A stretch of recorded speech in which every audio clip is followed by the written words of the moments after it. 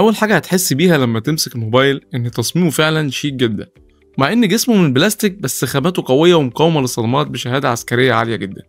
كمان الموبايل مقاوم للمياه والاتربه بمعيار IP69، وده نادر جدا في الفئه السعريه دي. اما عن نوع الشاشه هنا فهي جايه من نوع اميلود، وحجم الشاشه 6.5 بوصه ودقتها فول اتش دي بلس. والتجربه فعلا حلوه جدا سواء في السطوع او في الالوان، خصوصا ان هي بتوصل ل 1400 شمعة وترددها 120 هرتز، يعني كل حاجة هتتحرك معاك بسلاسة، خاصة في الألعاب زي ببجي موبايل. نيجي بقى للمعالج، فالموبايل جاي بمعالج دايمنستي 6300 وبتكنولوجيا 6 نانو، ومعاه 8 جيجا رام و256 جيجا مساحة داخلية. الأداء اليومي ممتاز جدا، والتصفح والبرامج شغالة بسلاسة على التليفون. نيجي بقى للكاميرات، فعندك هنا التليفون من الخلف فيه كاميرتين. الكاميرا الأساسية 50 ميجا بكسل، ودي بتطلع صور حلوة جدا بس في الإضاءة القوية. نيجي بقى لأهم حاجة بتميز الموبايل ده، وهي البطارية العملاقة اللي بتيجي 7000 ملي أمبير، ودي بتكمل معاك يومين استخدام عادي جدا.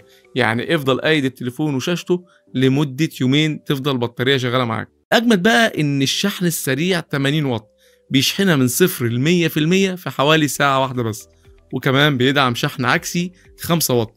تقدر تشغل الموبايل باور بانك تقيد بيه اي حاجه، كشاف، مروحه، اي حاجه، يعني تستخدمه كباور بانك. ودي الميزه اللي موجوده في التليفون، مش موجوده في اي تليفون في فئته السعريه الموجوده حاليا. التليفون معاك هنا كمان بيجي بصوت استيريو عالي وواضح جدا، وكمان في بصمه تحت الشاشه وشغال ببصمه الوجه طبعا. كل المستشعرات تقريبا مع بلوتوث 5 و4 ودعم NFC، والجي بي اس بتاعه دقيق جدا. خلاصة، لو انت بتدور على موبايل بطارية قوية جدا وشحن سريع وشاشة محترمة، فده هيكون اختيار ممتاز ليك بالنسبة للسعر ده. اما لو بتهتم اكتر بالالعاب والاداء العالي، ممكن تدور على بدائل تانية هتكون ازيد معاك في السعر شوية، بس هتبقى احسن طبعا.